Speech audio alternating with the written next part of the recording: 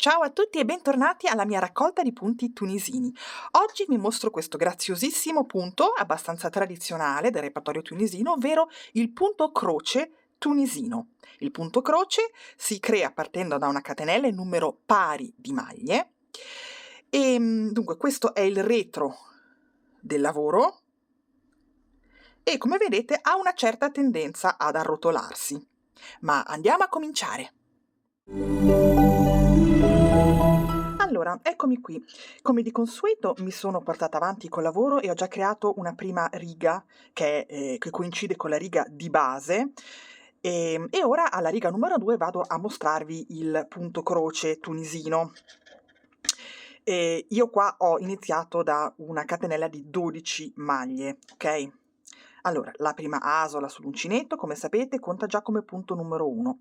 Nel punto numero 2 io vado a lavorare una maglia, un punto semplice, ma non nella prima barretta verticale che incontro, bensì questa, la prima, diciamo, la salto e vado a lavorare a punto semplice nella seconda, sotto la seconda barretta verticale. Quindi questa la salto e questa la lavoro e faccio punto semplice.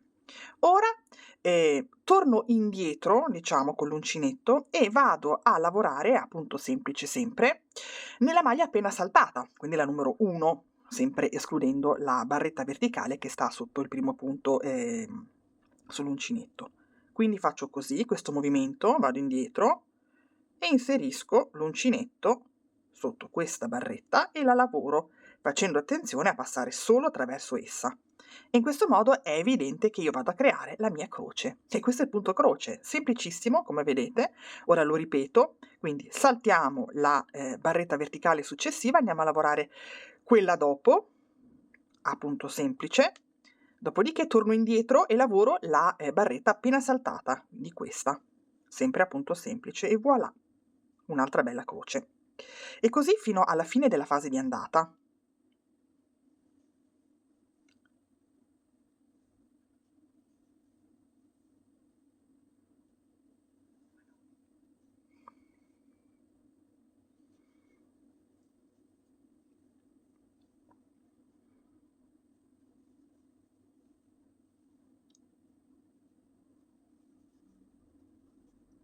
Ecco qua. Ora mi trovo alla fine della fase di andata dove vado a lavorare il mio solito punto finale o punto di fine riga. Quindi inserisco l'uncinetto sia sotto la barretta verticale che costituisce il bordo sinistro del nostro campione, che dietro la barretta verticale posteriore dello stesso bordo. Così, vedete? Raccolgo il filo, lo passo attraverso e lo porto su. In questo modo io ho creato delle croci per tutta la fase di andata. Adesso devo scaricare i punti nella fase di ritorno e come vedete il punto numero 1 e l'ultimo punto costituiscono una sorta di cornice del nostro lavoro, una cornice che racchiude i punti lavorati con appunto croce tunisino appunto.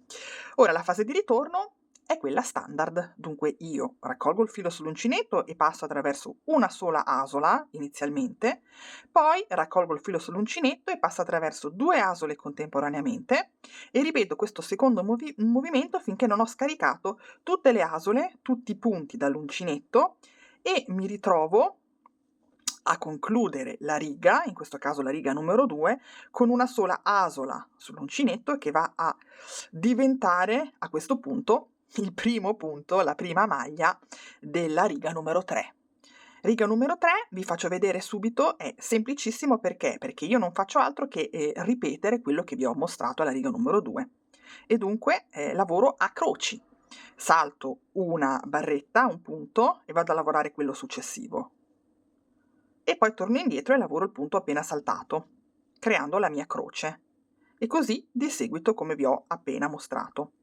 Ora io, come di consueto, vado a lavorare qualche riga in più di questo punto croce tunisino per farvi vedere come appare la trama e per farvi poi vedere come chiudere il lavoro. Quindi a tra poco. Eccomi di ritorno. Guardate com'è carino questo punto croce tunisino.